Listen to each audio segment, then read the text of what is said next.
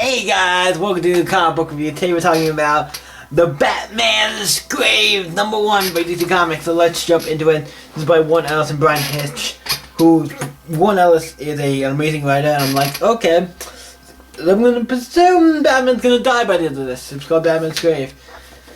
And we already figured it out from the very beginning to see Alfred going out of the mansion, Bruce's mansion, and he's tending to graves. To Thomas Wayne, Martha Wayne, another person. Well, we're like, okay, who's the other person? And if you don't know, it obviously says Bruce Wayne, his hand's covering it. But I'm like, why is his hand covering it? It obviously says Wayne. I mean, it's like, it's so obvious, it's like it's Bruce Wayne. So obviously we already know Batman's gonna die. I mean, the title already kind of explains that we might get him done. But we don't know how or what the deal is yet. So it starts off with that and it says chapter 1. I'm like, oh, you don't have any titles, just chapter 1. I'm like, okay. Jump straight into this with Batman. Then we get a full-place blast of Batman being awesome. So, I'm not going to complain about that. And it shows, downtown, these two go down an alley, which looks like the daughter or something. You guys go down.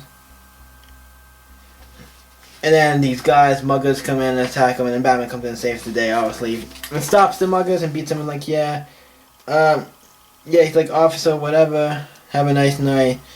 Perhaps call an ambulance, like. So he went off and he's kind of following them, but saved them. So he saved them, he goes off as a bat signal. Alfred tells him, hey, there's 911 coming in. And this one you might want to listen to, so he goes to it. Like, yeah, he goes to these people and like, hey, we called 911.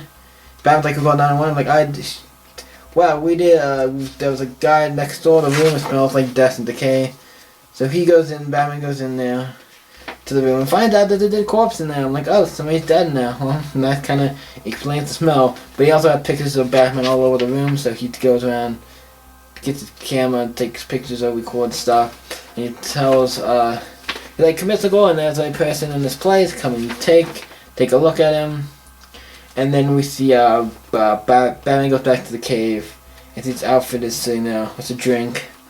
Watching, it looked like I'm assuming some TV. I'm assuming that's the TV. I'm not 100% sure, but or it might be just him relaxing. Whatever the case may be, talking about stuff, and then B goes back like, okay, and she's like, kinda, you need to use this long night. He's like, why don't you get some sleep yourself? And then and then Batman goes like, okay, I got stuff I need to do. Then he goes down there, scans. He has the phone whatever the thing is where he took. Thing through the room, and he puts it on the scanner, so he has this little like 3D model room with scans what the room looks like, so he can kind of get an idea or figure stuff out. He has a little book. Yeah, there's a bunch of information. He sees all the pictures of himself on the wall and everything, and then eventually kind of figures out, kind of plays like, okay, this is what happened, this is how he died. He's like going through like kind of the motions, figuring out. So he's like, he's like, how long was I thinking? It's like, he was gone for a long time. He's like, okay, so he goes off back to the place, breaks in, finds out what to do. He takes the bed, flips the bed up, it's one of the couch beds, and finds underneath the floorboard there's a guy. And it was like, I was lonely, and I'm like, that's where the book ends with this fucking guy, and it's taking me. I'm like, well, what the hell is ending with this thing? I'm like, with this guy, I'm like under the floorboard. I'm like, what the? I do not have any idea. At that, and that's where the book ends, and I'm like, what did I just read? I mean, it was good, but the ending made me go like, okay, what's going on? I have no idea. Why does this guy in the end, now that I'm thinking of it, the way he has the bow tie and the thing, why does he remind me a little bit of the Mad Hatter? I'm like, if that's the case, that'd be interesting, but I don't think that's who it is, but I think something else. But this book is actually really great. This is 12 issues, so it's going to be going on for like basically like a year-long book. If it comes out any month, it'll be like a year-long book. So this book will finish in a year. So that's kind of interesting, because you're reading this book now and it's like, okay, this book is great, but it's 12 issues. That means it's going to end. This book is a year-long book. That means it will last a year. So 12 months in a year, and one issue comes out a month. There's really 12 issues that come out this year. So basically, it won't end till the end of next year, but I'm really excited. This book was one I was like, I've heard about. I didn't know this was coming out kind of until it came out, so I was like, oh, cool. I don't know why books are coming out that I don't know about until they come out, but this is really great. Really enjoy it. What do I rate this?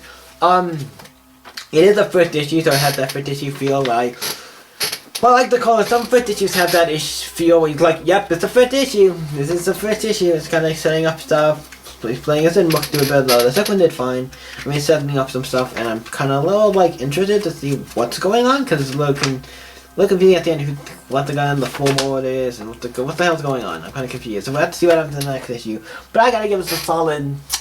We ain't an 8, and I'm not trying to be like, oh, it's bad or anything, or 8. I would have given more, because I know one else is a good writer, but it's just how they first issue feel. Not too much happened to where I'm like, nothing's too much to go like, oh shit, the cool shit happened.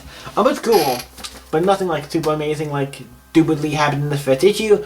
But it was still good. There was nothing wrong with it, so I give it an 8. So what do you guys think of Batman's Grave? #1 by Warren Ellis and Bryan Hitch. Let me know in the comments down below and let's talk about it. Be like and always, stay epic, and I'll see you next week.